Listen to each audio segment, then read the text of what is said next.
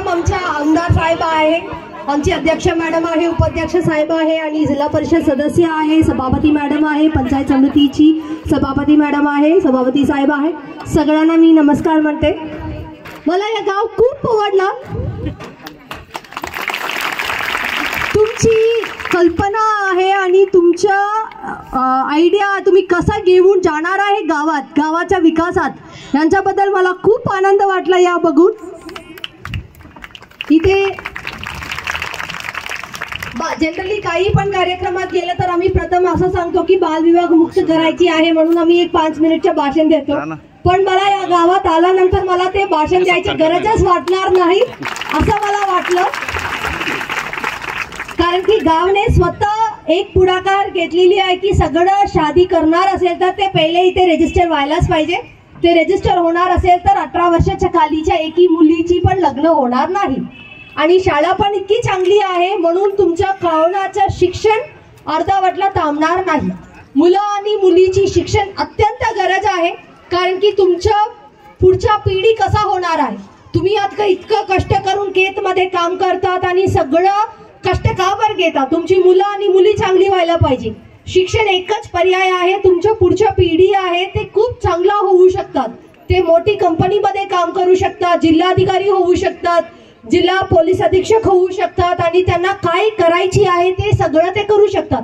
शिक्षण एकच पर्याय आहे आणि आता मुलांच्या आणि मुलींच्या एवढंच आहे की तुमच्याकडे तर सगळ्यांच्याकडे मोबाईलचे प्रमाण जास्त झालं।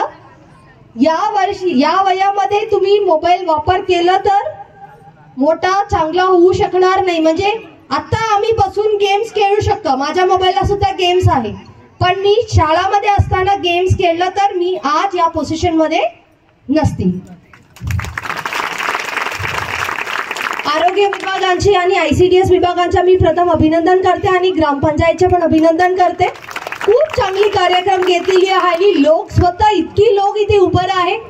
आमच्या डब्बा पार्टीचे एवढंच उद्दिष्ट होतं की फक्त सगळा विषय आम्ही म्हणतो आरोग्य असेल, बाळांचा देखभाल असेल तर फक्त आईला सांगायचं, महिलाला सांगायचं असं म्हणतो, पण आमच्या डब्बा पार्टी आम्ही सुरू करताना आमचं उद्दिष्ट एवढंच होतं की फक्त महिला नाहीये, पुरुषांचा पण सहभाग आहे आणि सगळ्यांनी एकत्र बसून खायची आहे।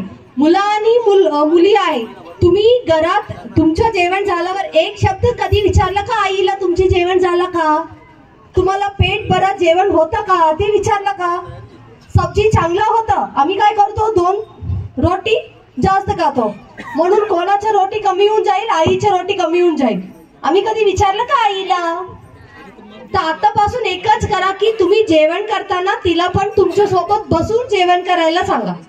आमची डब्बा पार्टीचे उद्दिष्ट असं होतं की पुरुष आणि महिला एकत्र बसून जेवण करायची आहे आणि मुलांची देखभाल आहे ते दोन्हीची जबाबदारी आहे, फक्त आईची नाहीये, वडीलची पण जबाबदारी आहे।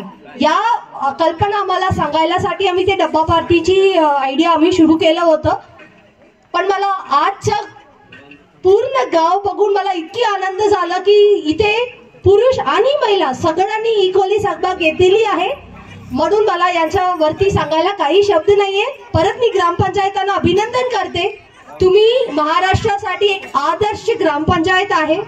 All the best, thank you.